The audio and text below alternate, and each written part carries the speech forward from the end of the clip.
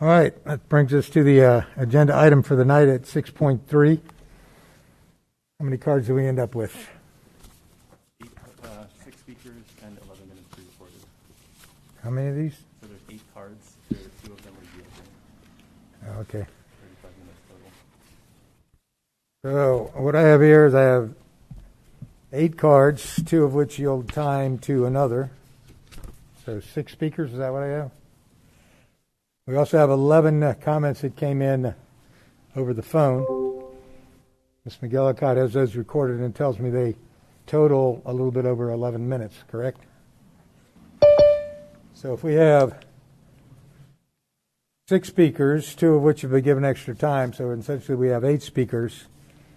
8 times 3 minutes would be 24, plus the 11 would be 35, which is a whopping 15 minutes over target. But if it be the will of the board, I will hear all of them if they restrict themselves to the appropriate time. I'd like to hear all the comments, please. Thank you. Trustee Valdez-Clayton, you all right with that? Hello, Esther, you out there? I think we're all right. She'd be all right. If she was here, I know she'd be all right with it. She is in North Carolina, though, so it is a little bit later there. Does that sound fair to everybody in the audience? Okay. That being said, what's that total up to? 35 minutes or so? Plus, I'm sure the board will have a few minutes to discuss those items. I know I have a few minutes that I'd like to talk to that item for. So I can see this item taking 45, 50, maybe even 60 minutes. Would you guys like to take a break before we take this item? Nope. All good? All right. Then, let me go over the rules one more time. We are here tonight taking item 6.3, which is CHS Bell Schedule Transition Update. We have 11 comments from over the phone. We'll take those first. We have essentially 8 public comment cards, which we'll take after that. I will ask that you keep yourself to either your 3-minute limit, or if you've been seated 3 additional minutes from someone else, that will be 6 minutes. If you get to 3 minutes and you're still talking, I'm going to take this little gavel right here and I'm going to go, please summarize in 10 seconds. And after that, I won't listen anymore. Does that sound fair? Board, does that sound all right to you? I appreciate the concern for time, but I would like to hear people complete their thought before they're gavelled out, if that's okay with other board members. Yeah, I might go a little bit further, but I'm not going to stand here for half an hour and listen to... No, and that was not my... I mean, I tell you what, as long as they are not repetitive comments, I will not gavel them out. Does that sound fair? I mean, we have received 8 letters, by my count, 6 emails, a couple emails that involve surveys with many, many comments. So we already have a lot of your information of what you're going to tell us tonight. I'm sure about that. But I know you want to make that information, you want to state it publicly for the record. We will try to hear that. But please, if you get redundant, then and you go way beyond 3 minutes, then that'll be enough of that, okay? We also have an audience at home, so they might want to hear the comments. I'm not saying I'm not going to take the comments, but we've done these before where they've been long-winded, and after it gets redundant, we're really not making a lot of progress. But I think it'll be fine. I think everybody will get to say their piece. With that said, we will progress. Ms. McGillicott, can we please play the 11 public comments that you have recorded? Or did you have anything you want to do before that? Okay. We've received 12 electronic public comments on item 6.3.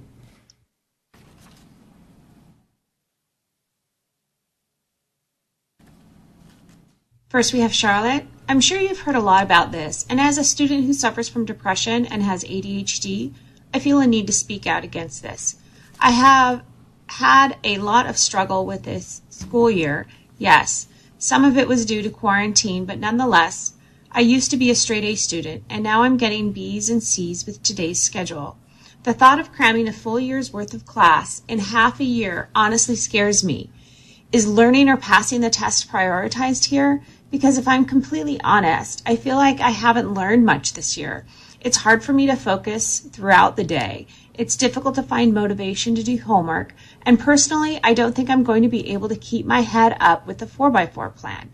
Not only that, what about the special ed students, the COSA kids? Creating a system that doubles the speed of learning after a year of teachers and students alike figuring out how to do online school is going to be a huge blow to the mental health and will be detrimental to students.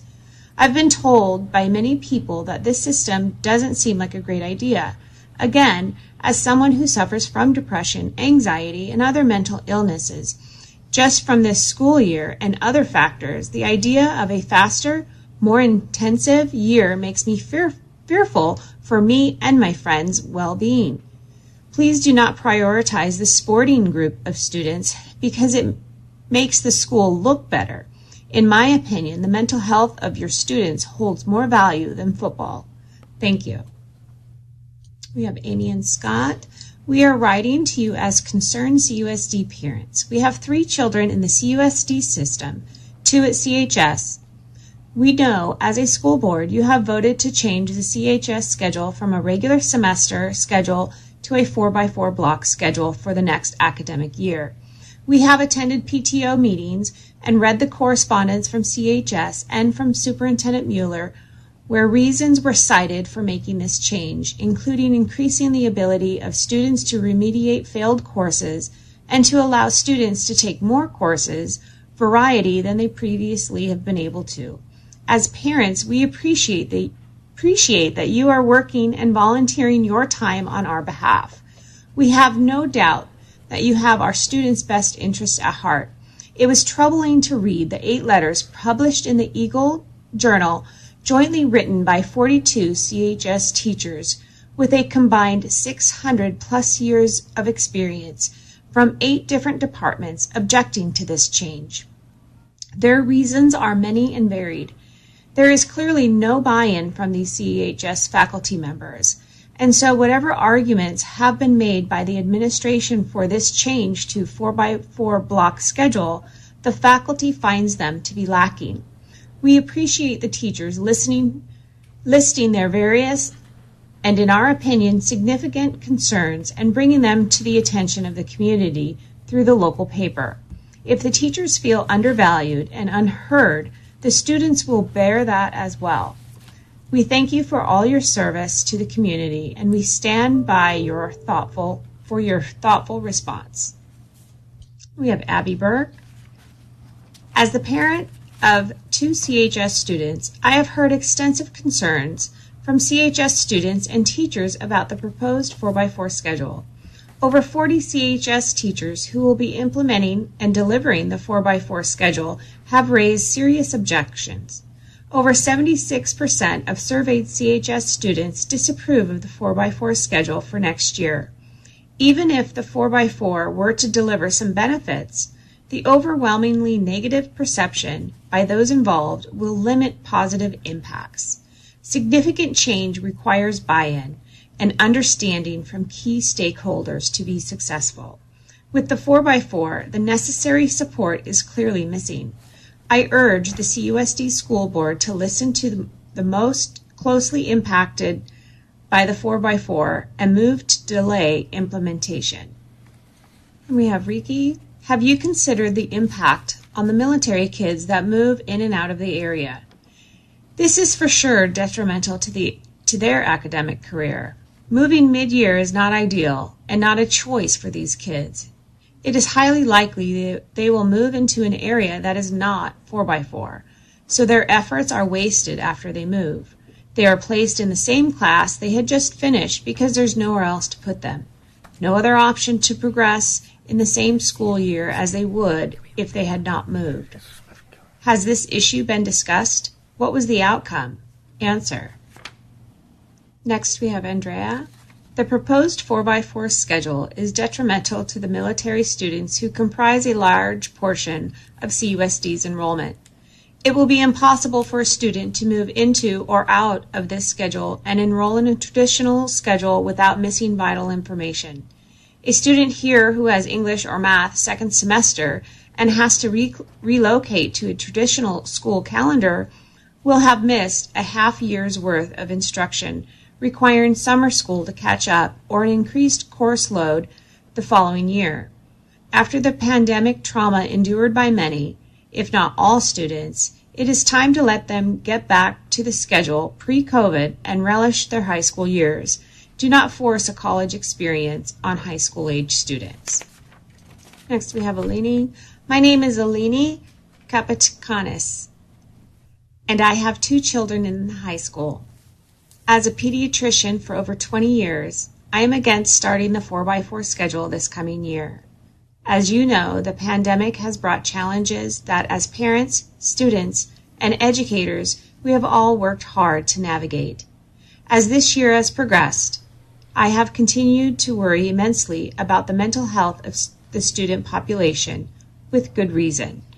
Emerging studies are just beginning to show the immense toll this past year has had on families and children. Although I have a number of concerns on several levels regarding the proposed block schedule, my chief concern as a physician is the mental well-being of kids who, despite their resilience, have been stretched to the limit in many cases. The anxiety, stress, social isolation, and overt depression has exploded in my office. We cannot expect to add an additional stressor to an already difficult and unprecedented year. I know that we share a deep regard for the mental health and well-being of CUSD students, and in this spirit, I would ask you to hold off on starting the 4x4 program in the coming year. Our kids need a break and some stability. Next we have Chris. My name is Chris Cierlis. We have 3 children in the district. I'm a former CSF board member and chair. I have many more concerns than 250 words will allow, but I will share the following and thank you for your consideration. Longer classes would be a fixture in the new schedule. This is problematic. A teenager's attention span averages 20 to 50 minutes, and yet we plan for 90 minutes. With this reality, instead of trying to cover twice as much material in a longer class period, material is likely to be diminished, resorting to movies, games, and doing homework in class. Learning may be impacted, especially in courses such as math and science. Students may experience a gap of many months before taking the courses in the next series, compared with the traditional 3 months summer vacation. We lament the brain drain of summer, and yet we exasperate it here. This will lead to remedial review of previous material ahead of high-stakes tests requiring parallel shadow study that exists in the anxious realities of students, but not on their 4x4 schedules. This is likely to be overwhelming. I appreciate the hard work of the superintendent, staff, and the board in developing this option. Given the ongoing uncertainties of the pandemic and the sparse frontline teacher support for this change, who must implement it in the classroom, I think it is fair to ask if this proposal might benefit from further review and stakeholder support before implementation. Next we have Sylvia. This change seems to have been designed to enhance the educational opportunities of very high-achieving students. I understand that it might do so. It does not seem to have considered average or low-performing students who require more time to master subject matter. I am the parent of a very high-performing student and a challenged student who is on an IEP and requires time, repetition, and patience. Other strategies, such as an additional period for high-achieving students, 7 periods, would be a preferable solution that accounts to the needs of the entire school population. We have Bill Pate. I am disappointed the district is wasting the time and resources to even consider cramming an entire school year of class curriculum into a single semester. Please maintain the status quo, particularly when the vast majority of staff, families, and students are legitimately opposed to this proposition. Vote no on the unrealistic 4x4 scheduling concept. Then we have Greta. The 4x4 schedule is unworkable and detrimental to staff and students. For example, taking away E-period from students with extracurriculars and work schedules is unfair. 2 years of PE is unwarranted, and participation in a sport should count. And finally, we have Chloe. As a CHS student, I have heard about the benefits of the 4x4 schedule, but I am still very concerned. I do not believe CHS students or teachers are ready for such a dramatic change at this time. All my CHS teachers have expressed their concerns, and 76% of the 165 students surveyed said they disapprove of the 4x4 schedule. There is no rush to make this change. Let's wait until we are back in school and reconsider the 4x4 for future years. That would be Alden from McGillicott, correct? Right. I have cards from Mr. Bayless, Ms. Belong, Zoe Searles, Sandy Davis, Casey Tanaka, and Julie Hunter. Is that everyone? All right. Mr. Bayless, 2 people have ceded their minutes to you, so you actually have 9 minutes. My introduction counting Well, I'm going to say right now, is there any particular order that you guys had in mind to do this, or shall I just go through the cards? in the order that they're actually marked in the top. All right, corner. then you are on top, Mr. Bayless. You have 9 minutes. Welcome to the boardroom. Good afternoon to you all, everyone in here. I do understand that you're here for the same reason that I am, and that is to help our program improve the lives and education of our students. I'm just going to kind of be directly honest with you. That's the only way I know how to be. And there are some considerations that I've made in this presentation that will, for some, perhaps be offensive, and I apologize in advance for that, but this is the truth, and my loyalty lies with the students. I'm third generation Coronado, and my father graduated Coronado High School. I did in 84. In 1988, I came back here, and since August of 88, I've been dedicated completely, professionally, to working with the students of Coronado. That's my focus. It's not a self-centered drive. I'm not looking for money, obviously, in education. I'm here for the students. And real quickly today, I'm going to give a brief summary of the outline of what our teachers recalled of the process of looking at bell schedule changes. So that's what my plan is, and I'll go as quickly as I can. Big picture, there were some needs that were addressed or identified in 2018, things that we needed to work on improving at our high school. Our principal, Shane, took that seriously. He formed a task force late in 2018, December, January 2019, and he started working on accumulating information and evidence and doing research.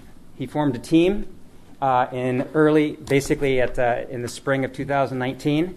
By fall of 2019, it was in gear. He was scheduling meetings with frequency, and also he had the good sense to bring in the entire staff at that time, not just the 6 teachers that were on the board, on the committee there. We all started working towards how we can address the concerns that the board had and that many teachers had about how to improve Coronado. During this time, we looked at the 4x4 schedule, and we looked at many other schedules. By October of 2019, it was clear to us and our administration that the 4x4 schedule was not a viable option. So clear was that moment in the multipurpose room that at one point Shane reached up, grabbed that option off the wall, and threw it on the ground. It was done. October of 2019, there was never again a mention of a 4x4 schedule at any of our meetings that we had where we were discussing schedule changes. Not one. Fast forward now 7 months. 7 months. That's the next time we hear the idea of a block schedule or a 4x4 or an 8-period block schedule. End of May 2020. So that's what happened. There were 7 months where that was not a mention. What we were working on at the high school was which iteration of a 6, 7, or 8-period day over a course of a year would be best and serve the kids best with the best balance. And by the way, this is the third time in my 33 years at Coronado that we've been looking into how we can fundamentally potentially change our schedule to make it better for students. 3 times since 1988, we've addressed the 4x4, and in all 3 cases, with the vast majority of the educators and teachers and staff, it was determined that the 4x4 does not fit the unique needs of Coronado, and it was thrown out. This is the 3rd time that's happened. So what happens now is we have in, was that March? In March of 2020, let me go back here. Get so excited. Yes, in January and February of 2020, there were a few board meetings where, I have to really back up. I'm sorry. So Shane, at the end of this process, it's now the end of the fall semester of last year. Shane, in January, tells the staff that he's going to send to you all and to the district office his proposal for recommendation for approval, and it's a 7-period modified block schedule, somewhat similar to what we have now. That was, in theory, sent over to the district office in January of this last school year, and we all assumed that either in the January, February, or March meetings it would be approved, or it would be at least presented. That didn't happen, and it made people very curious as to what was going on. So now we go to March meeting of last school year. All of a sudden, there are 3 proposals back on the table. Shane is barely even speaking to it, and he was the one that was orchestrating the whole task force. It's 2 members from the district office and Shane up here at this podium. And 3 presentations are made. One of those options is some kind of 4x4 schedule. Like I said, it's been now months since we talked about this. We assumed that this was not even on the table. We as a staff had not discussed it. So a little bit of a surprise, I should say a big surprise for everybody present there. So, by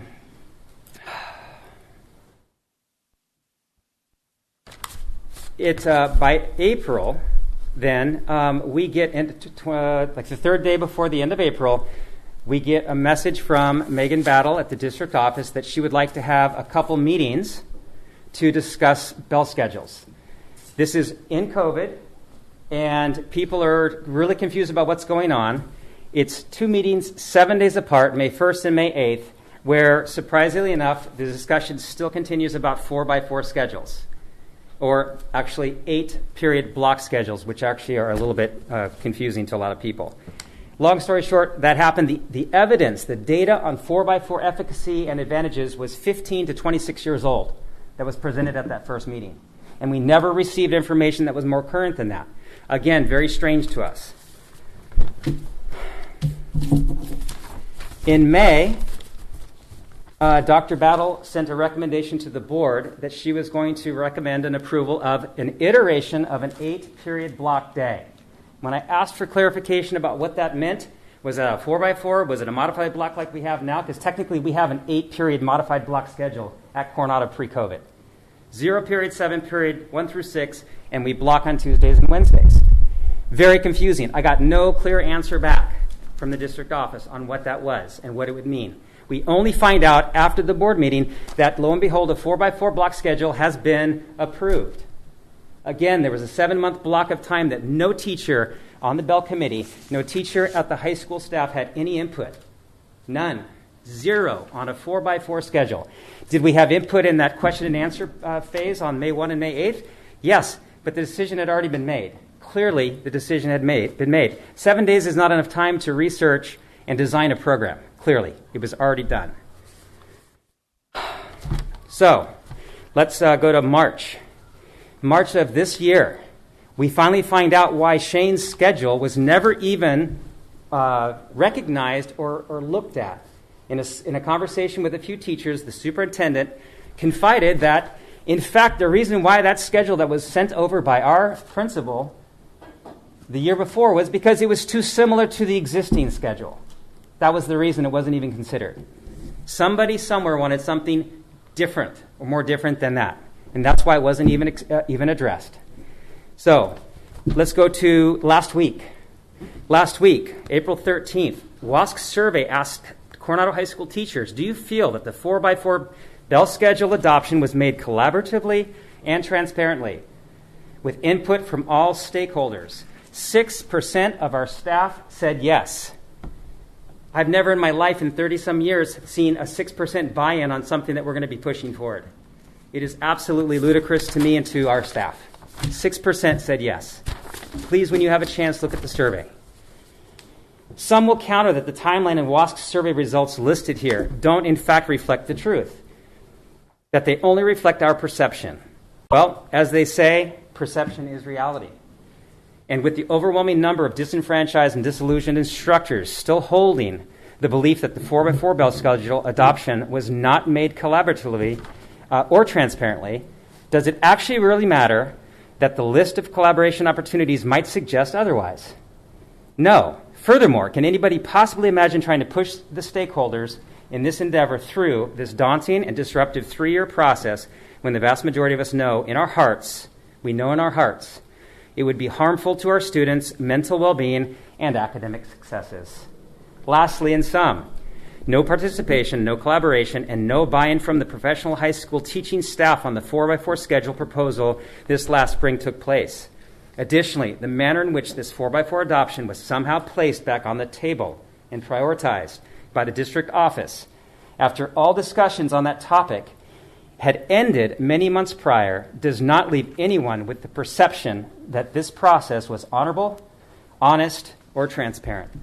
With close to 1,000 years, I'll say 700 years of collective CHS teaching experience and expertise at the disposal of the district for thoughtful and experience-based decision-making collaboration, there was a complete disregard for the value of our options, of our opinions, our concerns, and our in-depth knowledge and understanding of the significant uniqueness of CHS and its treasured students' needs.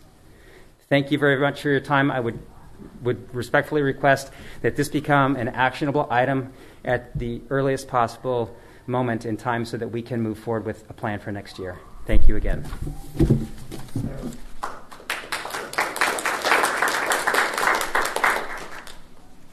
have a card from Ms. Nicole DeLong. Hello. Thank you so much, board members, and Kelly and Mr. Salamanca. I appreciate so much to be able to be here to speak on behalf of our students. My name is Nicole DeLong. If you don't know me, I've been teaching in CUSD since 2004.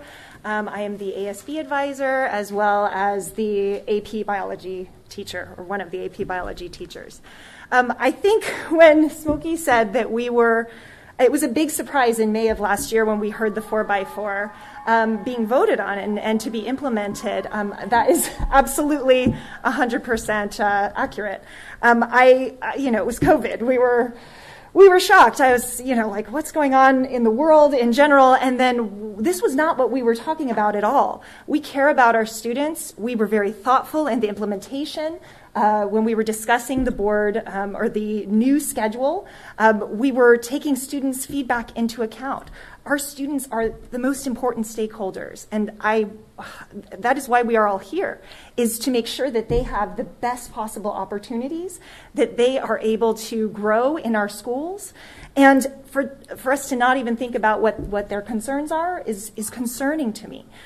Their feedback will make whatever we do better, and the way that we have presented this is in a way that's not taking any of their feelings into account. And I know that you've seen the survey results, so I'm not going to go over that. But what I did want to mention is that the students it's not just one area of our campus that is concerned. They're concerned about the timing. They're concerned about the increased stress and the pace of this 4x4. It's all aspects of our students, though. It is our low-achieving students who are worried that they're going to get eaten alive by this schedule. It's our high-achieving students who are worried that they're going to take AP classes in the fall and then have to wait to take an exam in May and not know the material, not remember or recall the material at that point. It's our athletes who are worried that they're not able to take a full schedule and have the opportunities that the other students are going to have because they have to take off-roll during their season. It's our COSA students who are limited. It's our inter-district transfer students who are concerned about the travel. It's our COSA students who also won't have that diverse opportunity to take 8 classes because they're taking their COSA scheduling. So it is all of our students. They're concerned, of course, about a variety of things. I appreciate the time to be able to talk. I really would hope that when we put forth a schedule, whatever it might be, that we're taking all of our stakeholders' thoughts into account, that we're collaborating so that we can put the best thing forward for our students at Coronado High School. Thank you so much for your time.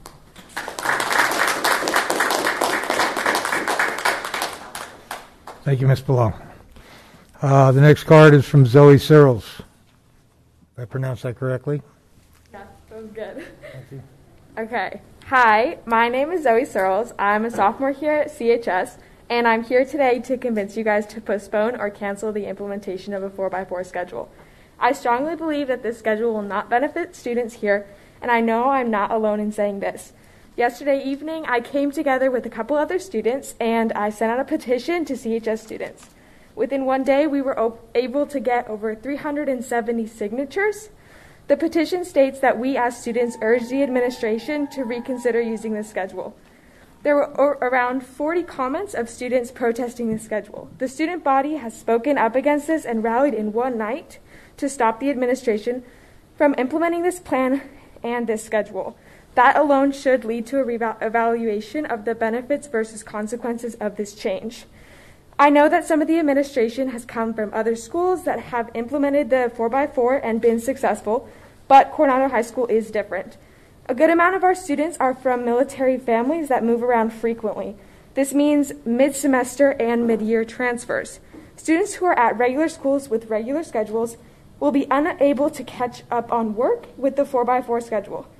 Coming in the middle of a semester will mean making up twice the amount of work and stopping education for 3 to 4 classes they were enrolled in previously. Military students that are leaving CUSD will be entering schools that have 6 to 7 periods, and they will only be on track for 3 of their necessary classes. I think it's inconsiderate to implement an entirely new schedule after students have lived through such dramatic historical events. This global pandemic has negatively affected the mental health of so many students, and after this year, we all need a sense of consistency and normalcy. Students have finally started to adjust to a hybrid learning and online learning, but I think switching to a 4x4 schedule will require a lot of mental energy of students, and it will increase stress levels.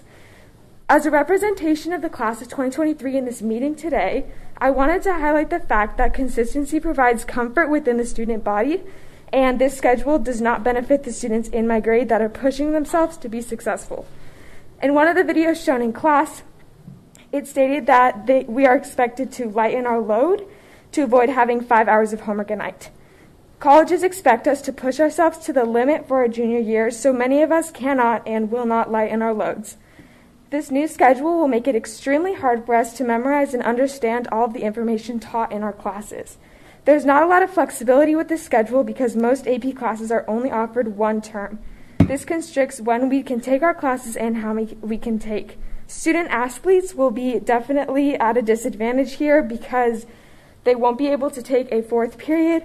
AP testing is going to be extremely concerning considering our first semester classes will have a good 3 or 4 months in between before we take our AP test. So thank you for having me, and thank you for your time.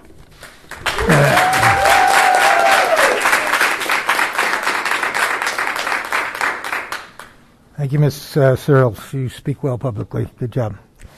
Ms. Davis. Yep, never follow a kid or a dog. But Thank you, governing board members, for giving CHS teachers a chance to present tonight. I'm Sandy Davis, a National Board Certified Educator and CHS Teacher of the Year from 2018. Excellence matters to me, and I have strived during my tenure to grow and change. As a student of mine remarked, it's impossible to teach calculus and not believe in change and growth. However, those changes need to be based on current and relevant data, and I don't believe that the proposed 4x4 schedule meets that criteria. My department and I do not stand alone. This is the first time in my 31 years of service to the district where I've seen so much consensus among my colleagues.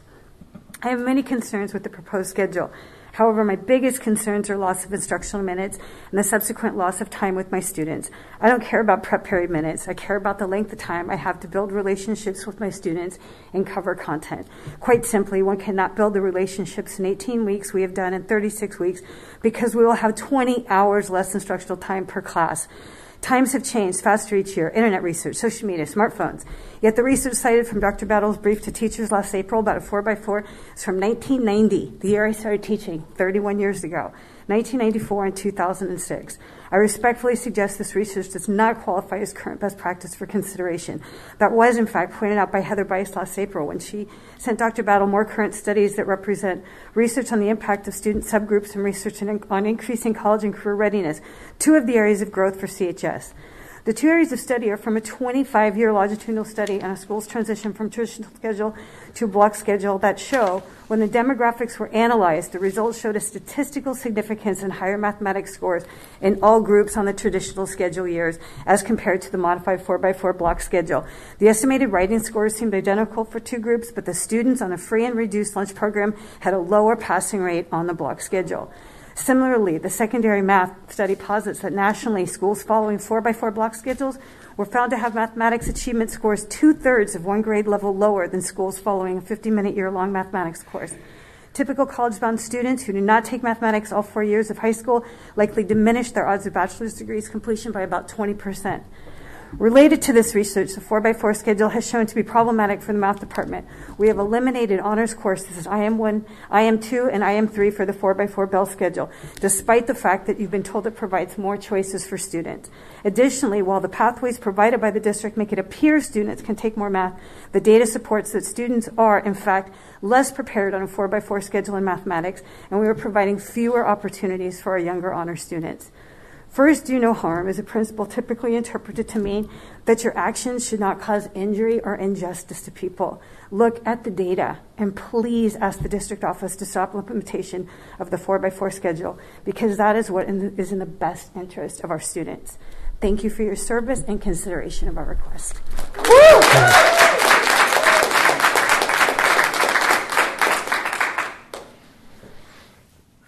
Next on the list, Teacher Councilman Tanaka.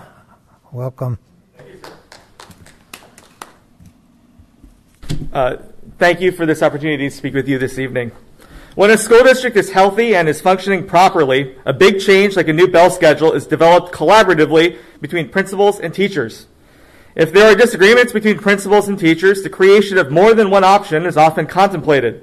Stakeholders like students, parents, teachers, vote on those options, and then a decision is made by a principal at a school site or by a superintendent. The decision made by a principal or superintendent is then forwarded to a school board for their input and hopefully for that school board's blessing. The process used to produce a 4x4 schedule at Coronado High School had some of those basic planning elements. But the process at Coronado High School was also missing a few as well. The most important missing element in our 4x4 process was the lack of authentic input from students, parents, and teachers. And again, it was also missing in the production of this new bell schedule. As a teacher, I can report to this school board my profound disappointment in how my voice and the voices of my teaching colleagues were strategically avoided by the administrators of this district. Most galling was the deliberate strategy of not allowing our teaching staff to take a memorialized vote on any of the proposed bell schedules, and specifically for allowing no votes from the faculty on the 4x4 proposal. I tell you this was done deliberately because it was abundantly clear from a supermajority of the Coronado High School faculty that this faculty saw a 4x4 schedule as a truly bad idea that would cause more harm than good to students.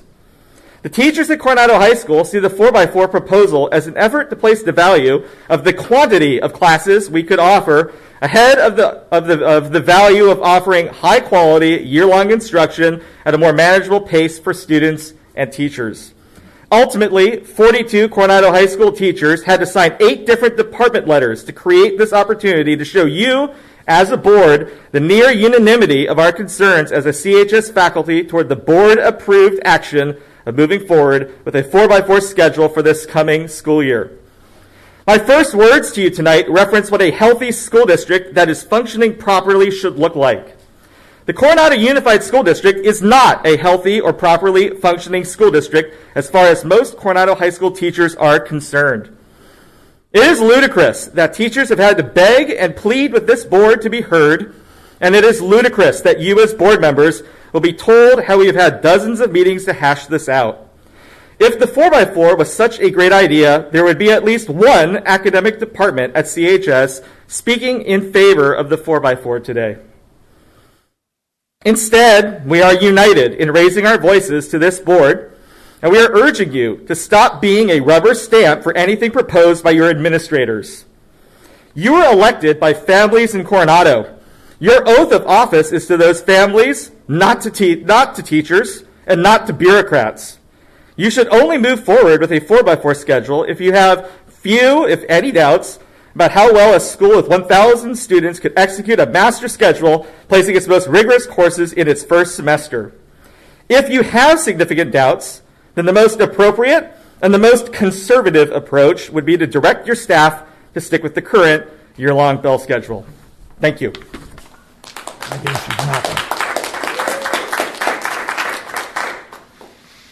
I have one more card from Miss Julie Hunter.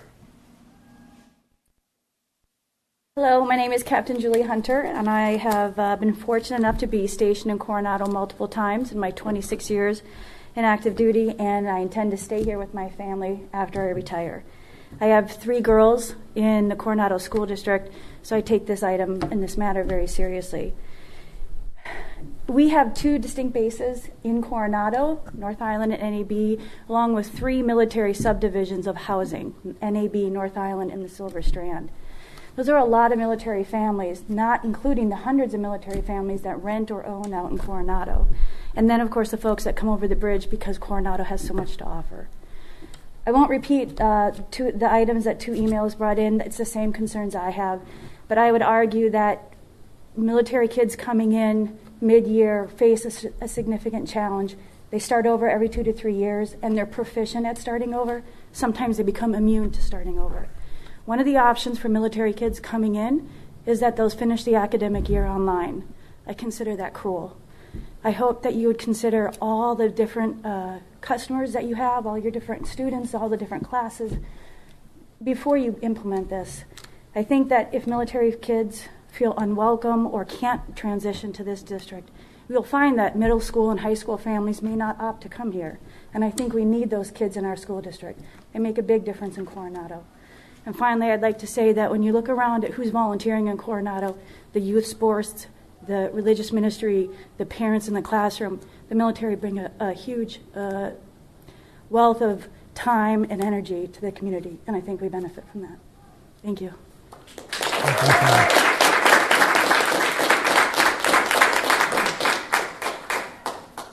I hold no more yellow cards.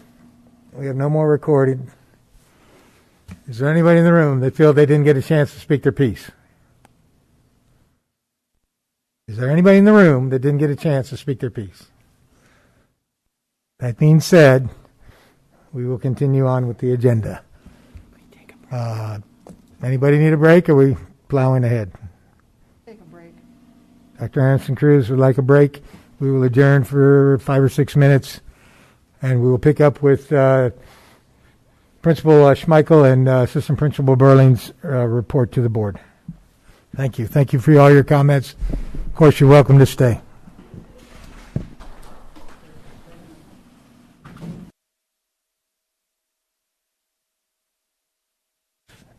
Let's get on with your presentation, please.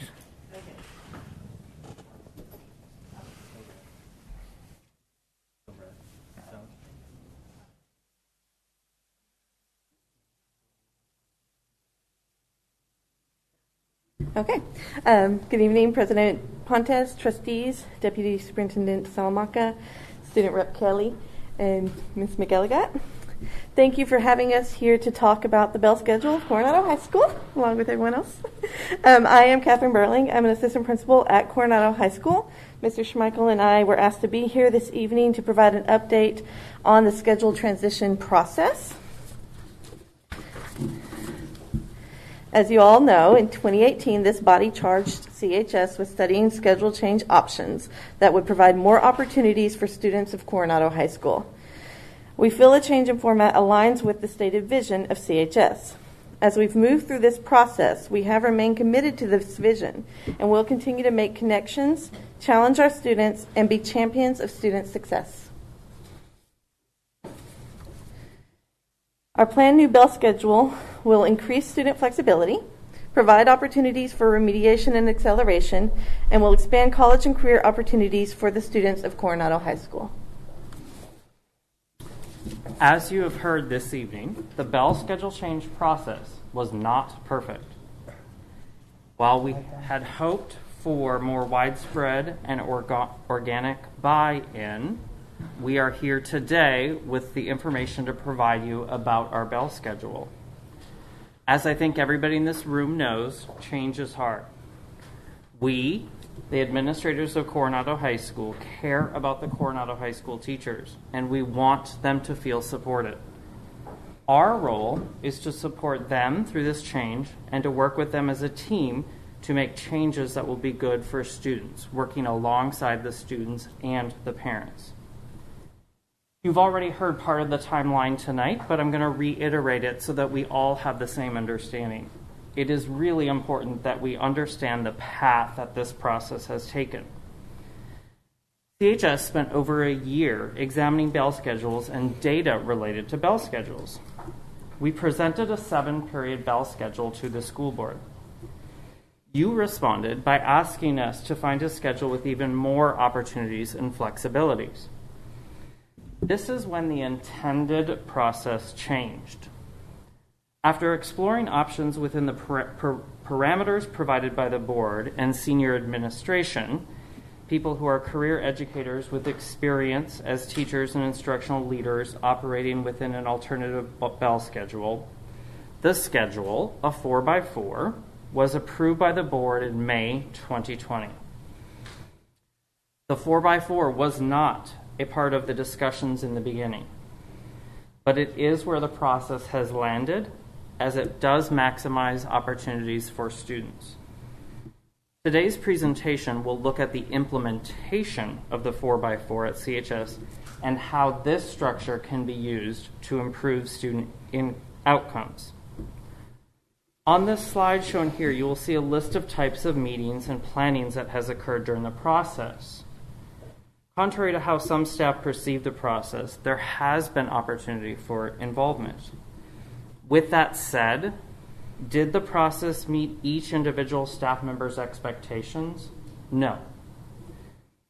It was extensive and dynamic, and opportunities were there to participate. We are committed to supporting our professional educators as they make this transition that is good for students.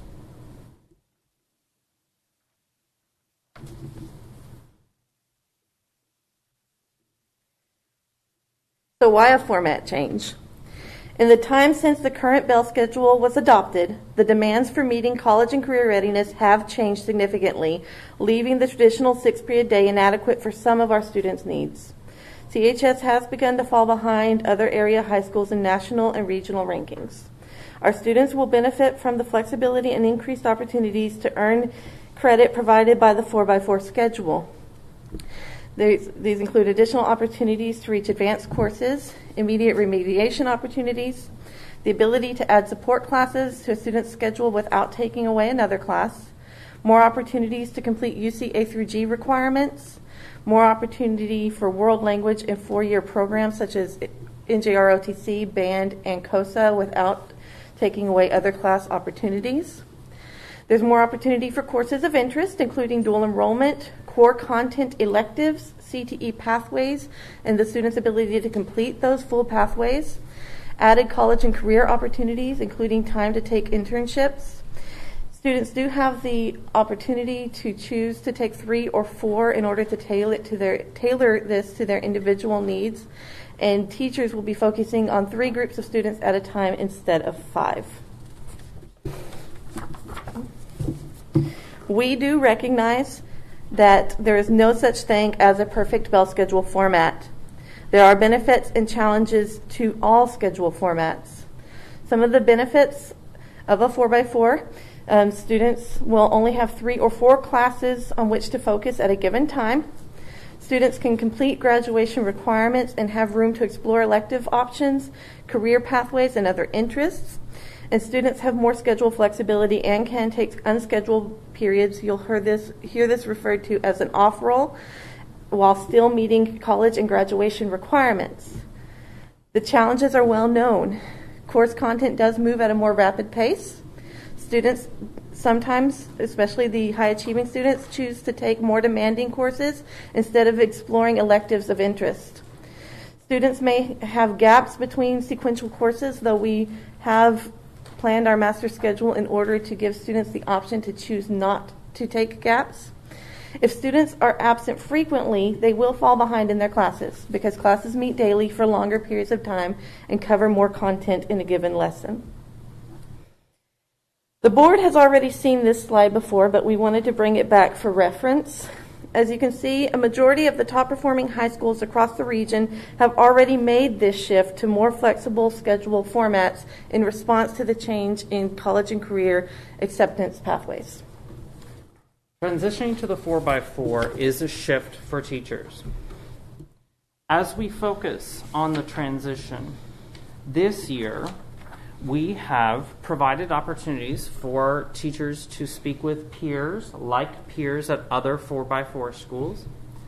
They've been provided essential learning documents. Sample course pacing guides have been presented where possible. And we have started to look at a pacing guide template, which will be used to make sure that we prepare our curriculum to follow the benefits of the 4x4 schedule.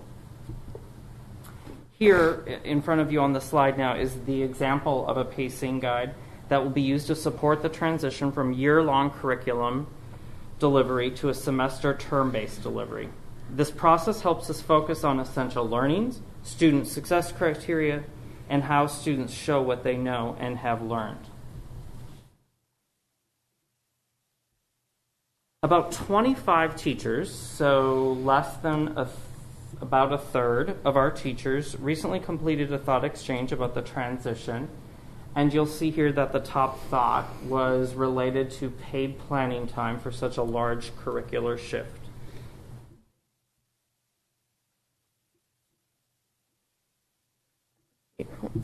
Oh, sorry. Oh, I don't need it, actually. Sorry. Okay. We have already begun the professional development process to provide teachers with a structure to complete the work of developing their new curriculum pacing guides. I presented these key elements at our last staff meeting in March, which is linked to the board agenda. The tentative timeline you see was set for completing this work, but after meeting with our scope and sequence coordinators and district administration this week, we will be offering departments a menu of options for how and when they implement these work sessions. This will allow our team to tailor this critical work to individual department or content team needs.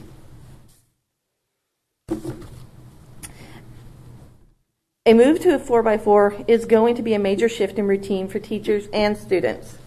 Here at CHS, we have the benefit that as we make this transition to a block schedule, our teachers do all have experience with delivering block period instruction already. We are shifting now to having block periods every day instead of twice a week in our old schedule, but we have already shifted to 4 days a week of block instruction during the pandemic. Block schedule strategies that we are expecting our teachers to continue to use are using those extended class periods in order to use multiple strategies and teaching styles to hit multiple pieces of content. We also expect them to switch their content up every 15 to 20 minutes to prevent focus fatigue. And assessments and assignments would be adjusted, or we would hope that teachers would adjust assessments and assignments to compensate for teaching multiple contents and learning strategies in a day. And also the longer blocks on every day would present the opportunity to have a more varied form of instruction. While there have been questions about the length of daily blocks and the impact of student attention spans, it's important to remember that in most cases, students won't be asked to do the same activity for the full 90 minutes. The typical block class period will be divided up into different activities and phases of the learning cycle. The shift of focusing on essential learning includes focusing on the process of learning in the classroom, what students need to know to be successful in the future, how students show their learning, and how that pertains to the real world. Ultimately, a focus on essential learnings help us determine what all students will know and be able to do at the end of a course in this new 4x4 schedule. Here are the types of questions teachers may ask as they transition their year-long curriculum to fit the 4x4 structure. Examples are, is this knowledge or skills the students need to retain over time, or are they merely learning it for a test? Will this standard help the student in other areas of curriculum and other academic disciplines? Is it transferable? Is this essential for the next unit, course, or grade level? And is this activity related to the essential learnings? Is it critical for student mastery of the standards? If critical, can students do this during asynchronous time? In order to support teachers in the work left to do before the new school year begins, we're actively planning opportunities for teachers to work together to develop new pacing. As I mentioned earlier, teachers will be able to choose when this work is completed between now and the start of the school year and how to divide the work from a menu of options.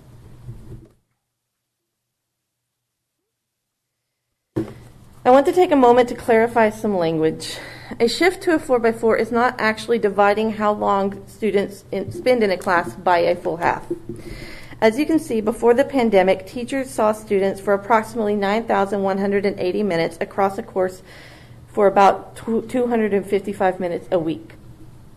This year, in the hybrid model, that has been reduced to about 8,100 minutes in a course. For reference, I'm going to be referring to the last 4x4 example on the chart. In a 4x4 based on our proposed Bell schedule, teachers will see students for 7,830 minutes across a course and about 435 minutes per class each week. This does redistribute how a teacher workload looks at CHS.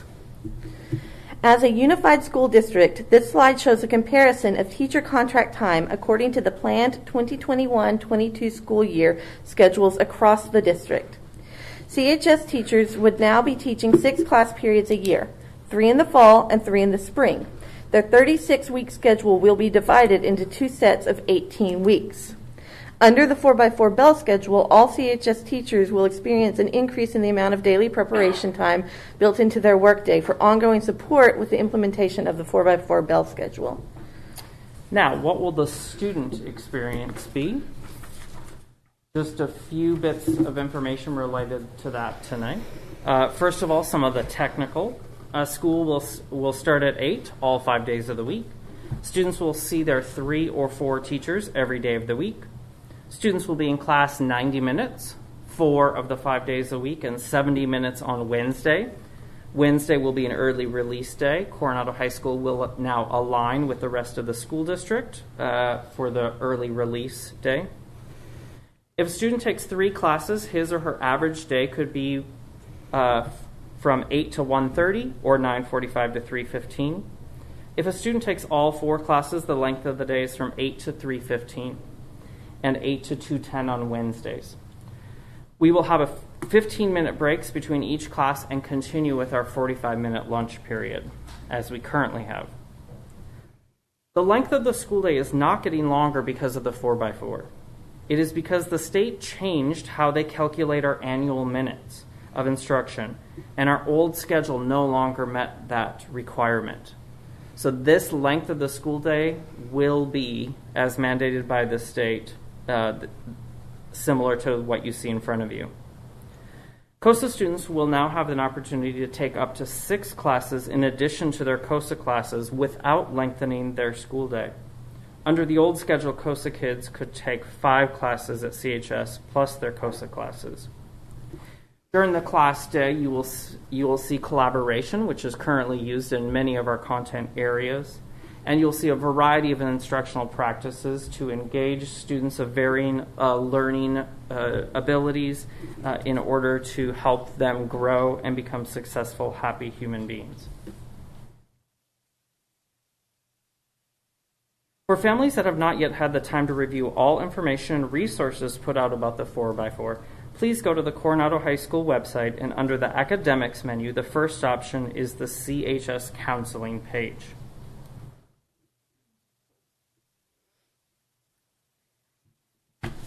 CHS has a partnership with Southwestern College for dual enrollment courses. This is our second year offering Southwestern courses during our school day and if we were in person on our school campus. And these courses schedule very conveniently with block schedules and align with the 4x4 model in terms of credits. This will benefit our students wishing to take advantage of these opportunities who may not have been able to make it work in their schedule before.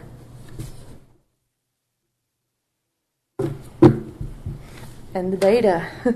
Counselors have been hard at work meeting with students to verify their course requests. Our data is really starting to take shape. Students are taking advantage of the increased flexibility opportunities. As you can see, not all students are taking off-roll periods. On average, students are taking 7 out of 8 classes. As the data continues to come in, this data point remains consistent.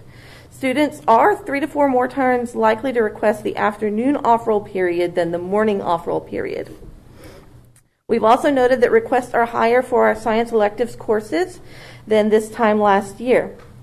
Our newer electives options are also being consistently requested, as well as upper-level arts pathway options and our CTE programs.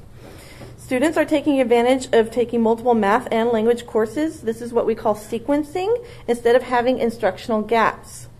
Current request data also shows that our 4-year programs like ROTC and BAND, which typically struggle to retain students, are experiencing less attrition according to the current course request data.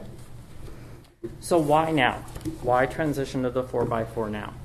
The current Bell schedule is similar to what we'd be moving to under the 4x4, with, of course, adding in seeing the children every day, but only for half of the year. The pre-pandemic schedules at CHS operated under 95-minute block schedules, and our proposed schedule is 90-minute block schedules. If COVID still is impacting how we run the logistics of a school in the fall, under a block schedule, we are able to keep students into 3 or 4 cohorts throughout the day versus 6.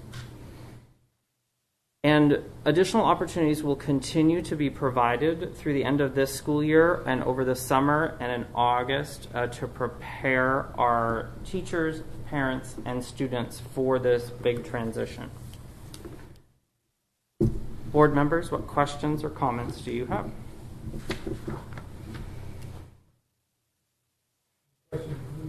This thing. Any questions for Ms. Trustee Antrim? Go ahead, please.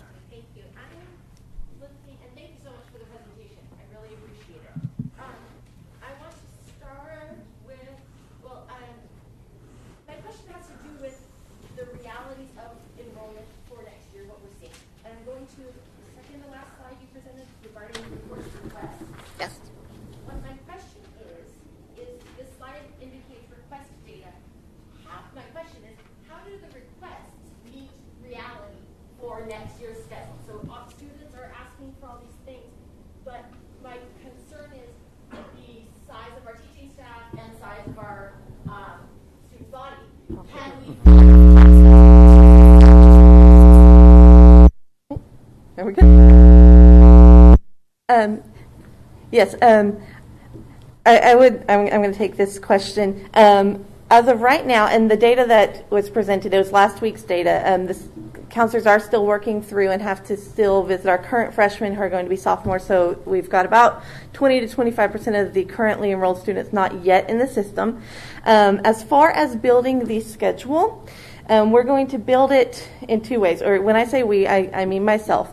And I do have 12 years experience building master schedules, from the traditional schedule, a block schedule, and even the trimester schedule, which is the worst ever. Okay, so in terms of building this, right now with our numbers down, we would have an obligation to our current staff to still build a master schedule that utilizes them to their contract tenures. And so if our enrollment remains low going into next year, coming back from the pandemic, that would result, at least in the first year, in a temporary reduction in class sizes, because we have an obligation to our staff to put them to work for their full contract. And the data in front of you does, I would call it confirmed data, meaning student and counselor, and in some cases parents, have met to discuss the child's 4-year plan and how their selections fit into their strengths and area of weaknesses. And we do actually still have a 1,040 or about 1,035 enrollments. So the data is based on those students who had been met with. Okay, sorry. Okay. If I could be a little more specific. So if a student has requested sequencing in math, IM 1, IM 2, IM 3, are we going to be able to provide that for them? I believe that in most cases, yes, we can. If a student requests a sequence that we have not planned for, then we cannot guarantee it. We have planned for sequences in the integrated math and upper level maths, as well as all of our foreign language or world languages. Okay, and in terms of one of the benefits of this is touted as immediate opportunity for remediation. What availability do we have for that? If I failed math IM 1, when can I take it again? Can I take it again next semester? Yes, there's actually a strategy in building a 4x4 Bell schedule that if you anticipate the need to reschedule a certain amount of your students from the fall to the spring, you pre-plan for that eventuality.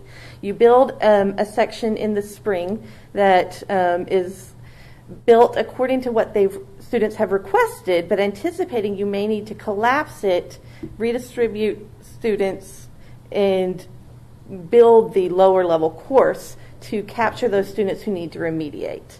And so that is, in other words, that is only true if enough students need it. If it's just 1 or 2 students, then what would they do if they don't pass the first semester? I'll give you a specific example.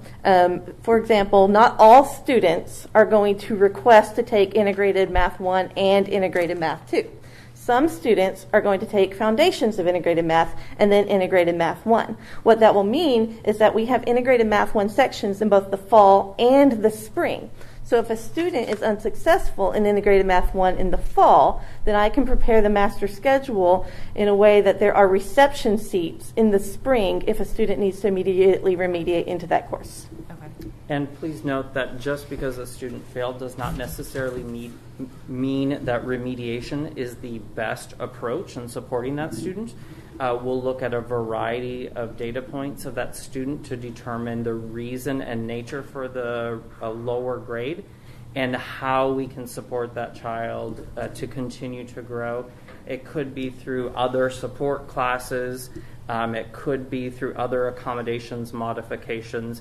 Remediation is one opportunity that in a year-long schedule really there isn't the flexibility to remediate, so that would be a new layer of support for Coronado High School. But all of those other layers of support that you mentioned, we already do on a year-round schedule, right? Correct. Okay, so that's nothing unique to the 4x4? Correct. No, that's not. Okay. We heard some information from some of the speakers that I'd like to follow up on. Yep. That raised some questions, unless someone else has other questions. I don't want to. I have one quick question. What about our special needs students? We've had some input from parents who are concerned about their adjustment and their social emotional needs. So could you respond to that, please? Yeah. One of the meetings that we had with colleagues in another 4x4 school in the county, it actually wasn't necessarily even with special ed teachers, but it was with other teachers in that school and some special ed teachers that have said that the 4x4, the way it has been implemented at their school, and that's an important phrase, implementation is significantly important in the success. How it has been implemented in their school is that less students that have IEPs need study skills, which is that high intensive support, and that it freed the teachers up to actually push in and provide more support in social studies, in science courses, where they hadn't been able to do that before. So they actually saw a reduction of students in study skills, which translates to they're doing better academically. But again, with all, as you heard us say, there is no such thing as a perfect Bell schedule. When we implement, we need to make sure that we're looking at the ways other schools have done it and which best practice will be a best fit for our students.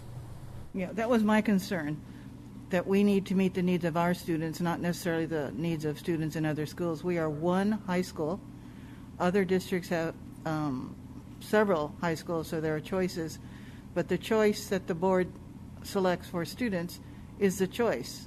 And so we've had numerous statements by teachers that they're concerned about their students' social emotional being. They're concerned about a loss of instructional minutes. They're concerned it won't work, and so, that's a big pile on you. And I'm going to preface that with every time we've asked our teachers to do something, they've pivoted and they've done it, and maybe kicking and screaming, but they did it. We've asked a lot of them, a lot of our parents, of our students, of our teachers. They step up to the plate. So I'm very disconcerted about the fact that there's so much pushback on this. So what's the plan for getting consensus and getting the teachers happier about what the school year is going to look like? So before I answer your question, let me talk about some of the data that we see from San Diego County Office of Ed related to block schedules in general. Not a specific block schedule, but block schedules in general. The reality of a day in the life of a student at a high school campus. Some people will use the terms executive functioning. How many executive functioning skills do you need to use in a day? So when I move from one teacher in one classroom environment every 55 minutes and do that 6 times throughout the day, what is the impact of what I would call culture whiplash? When you move between completely different environments in the day, and the executive functioning that it takes to do that. Now, the reverse being, if you have block schedules, you're physically moving across the campus list. You're adjusting to less different classroom cultures. You're focusing on only 3 or 4 content areas at the time. So you'll see in some of there's lots of data, as you heard tonight. There's data against the 4x4, which we have been very upfront about, that there is not a perfect bell schedule. But having students with more focus on the content learning of a few classes and less movement, actually in many of the studies and research does show that students have increased social and emotional capacity because of the structure of that environment. If I could just interject and add to that, Trustee Anderson-Cruz, it's a great question. And I really want to take an opportunity to just provide a little bit of context. I know that we've been having conversations about an alternative bell schedule for a number of years now in many different iterations. The previous board had the forethought to develop a long-range plan. Included in the long-range plan was a goal to look at other districts and look at our one high school and see how we can make it the best high school and best option for our students here in Coronado. Included in that long-range plan was an analysis that started as early as 2018, maybe sooner, looking at alternative bell schedules based off of the guiding principles that Principal Schmeichel and Assistant Principal Burley included on slide 3.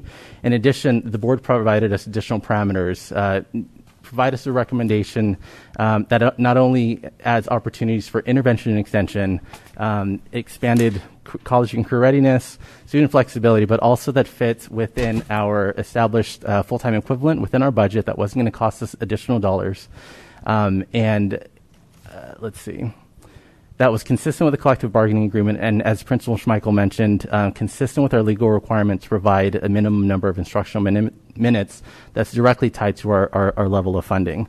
The board, in terms of buy-in, the board made a decision in May of 2020 to accept the recommendation of senior administration to move forward with an alternative bell schedule based off of the research that they did, and in comparison to our neighboring districts. You saw the neighboring districts that we often compare ourselves to in student performance, in salary and compensation. These are our competitors, so to speak. These are the same schools that other districts our students are competing against when applying to colleges. I'll be honest. So we've had some input from neighboring school districts and their implementation. A neighboring school district shared that it got to a point where they needed to make a top-down decision. They said by 5 years, all of our high schools will be on an alternative bell schedule, either trimester or a 4x4. Change is difficult, and I know it had to get to that point. We've had conversations with the negotiating team here in our district and senior leadership in the teachers union that says, if this is going to be a top-down decision, just go ahead and do it. And in some of those same conversations with many of the people that are sitting in this room, they indicated their reluctant support. Every month we hear about caring, qualified, committed educators. We know that we have rock star teachers here in our district. And as Trustee Anderson-Cruz mentioned, they will step up to the plate if we ask them to, and if it's in the interest of best of our students. The other question that you raised had to do with instructional minutes. I know that you shared it on slide 19. You only highlighted one of the options. If there's a concern about instructional minutes and in the proposed option, a decrease of 15%, there are alternatives within the existing collective bargaining agreement that can minimize the decrease in instructional minutes that students can experience. I think as low as 7%, right? If we go to 95-minute blocks and modified days on the shortened day. Yes, I believe it was 8.5% was the final, if we went with the longer blocks on every day, every period. But the Bell Schedule Committee did not recommend that at this point. Ms. Kazan, I think I saw your hand down there. Yes, thank you. So some of the comments and some of the attendees were speaking about students that transfer into school, and as well as military students of military families. Can you speak to how they will be supported through this block schedule, because it is a change for them, and also how when they go to their next destination or next post, how that translates on their transcripts? Yes, and this is twofold. So I'm going to start with when they transfer into us. If they're transferring into us from another part of the country, most of the rest of the country has 7 or 8 periods year long. There are some quarter systems, some block systems, but the vast majority of the rest of the country has 7 to 8 or more class periods on their schedule. So what we do is we align to the best of our ability and match up the courses that they're coming in with. If they have taken, in many cases they will, if they're coming in middle of the year and they've taken half of a core subject, we would have to set for a special circumstance for that student to take an elective or an alternate course for the first 9 weeks of the second semester, and then join the course where they left off at their old school. Therefore, they would end up with the full year worth of curriculum for that subject and not lose. They would not lose the work that they came in with if they were halfway through. If they're transferring into us from another school, they're starting off with everyone else. And we would look at their transcript and decide based on their transcript which courses closely align with where they are in their pathways. If it's a student leaving us, we generally, and I know it's not always, but generally we have a pretty good pulse on who our military families are, and we are frequently given notice of when the switchover is going to be and which students that's going to affect. If that is the case, those students would need to be hand scheduled so that their primary core classes are in the term that they're with us, so that when they transfer to the new school on the other side of the country, they can go into electives courses or exploratory courses and not have missed half of the core subject. We would prioritize the 4 core in that case. I know that's not always ideal, but it's a way to ensure that they don't lose any instruction by transitioning. And as far as what it looks like when you transfer from one to another, every school in the nation is registered with a school ID number and submits their school profile. It's a requirement for every accredited institution across the country. And when a student comes into your school with a transcript from another school, you evaluate their transcript based on their school profile, and if they have credits from an accredited institution in our country, you award those credits. And there's a military compact in place as well to ensure students are protected if they transfer from one side of the country to another where the paces are significantly different and that they would not be on the standard pace. Those students have an alternate requirement that protects them so that they will not be penalized for relocation based on military. And in general, even though many of our students may come from year-long schedules, Coronado High School truly is an expert at dealing with schedules that come to us that are all over the map. It doesn't matter, even if they're a year long, they may come with a list of courses this long, and translating that into a schedule in our high school is complex, and our counselors and registrar really are expert.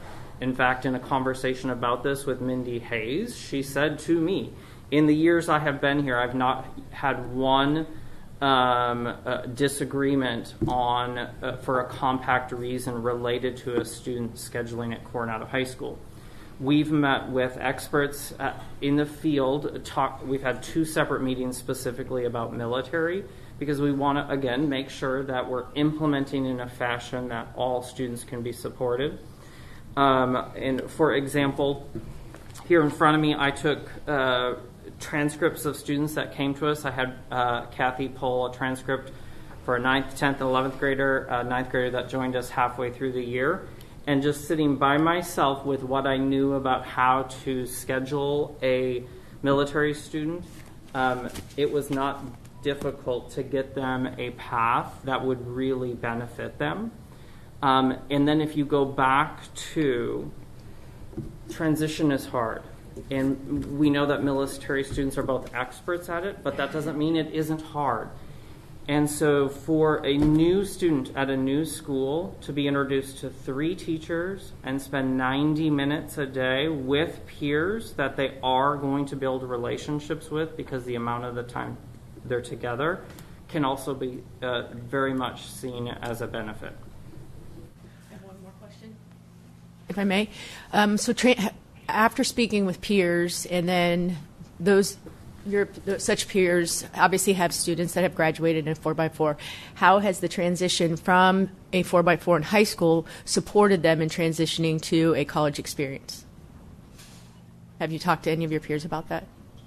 Because in a college setting, they're going to be exposed to taking classes in a semester, where you take a year-long class in one semester. So speaking to your colleagues that are currently on a 4x4, how have they seen students transition into a college setting? Has it been easier for students, or maybe that hasn't been brought up? So as you pointed out yourself, a 4x4 schedule, a traditional 4x4 that has all courses that are semester-based, tends to match a college in the structure of what the classes look like and the length, etc. It's, in my opinion, it's not necessarily an incredibly fair comparison, because even though they may be semester-based at college, you're not going to spend as many minutes with your professor. Some is lecture, some is lab. So there are benefits of transitioning to that similar schedule. But remember, we're going to be, if we're moving forward with this, when we move forward with this, we'll be looking at 14-year-olds and how to best support them in this schedule, and that's very different than a 20-year-old.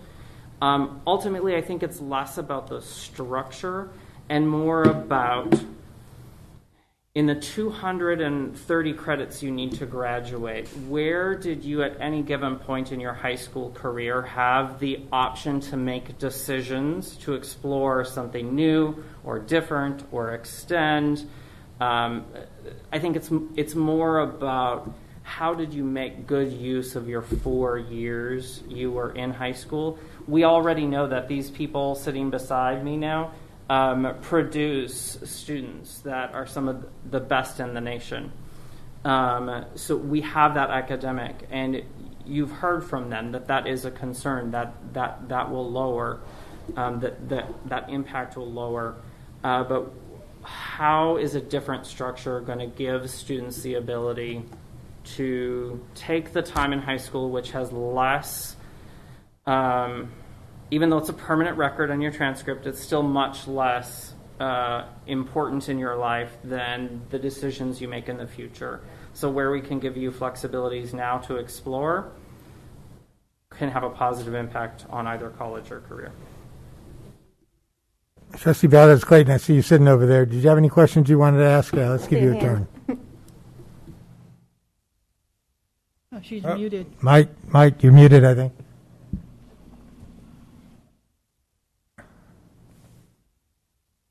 No. Oh, you have to unmute her.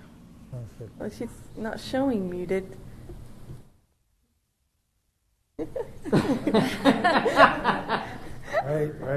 I was going to say mute it and then unmute it. That's my trick. Can you hear me now? Yes. There we go. Yes.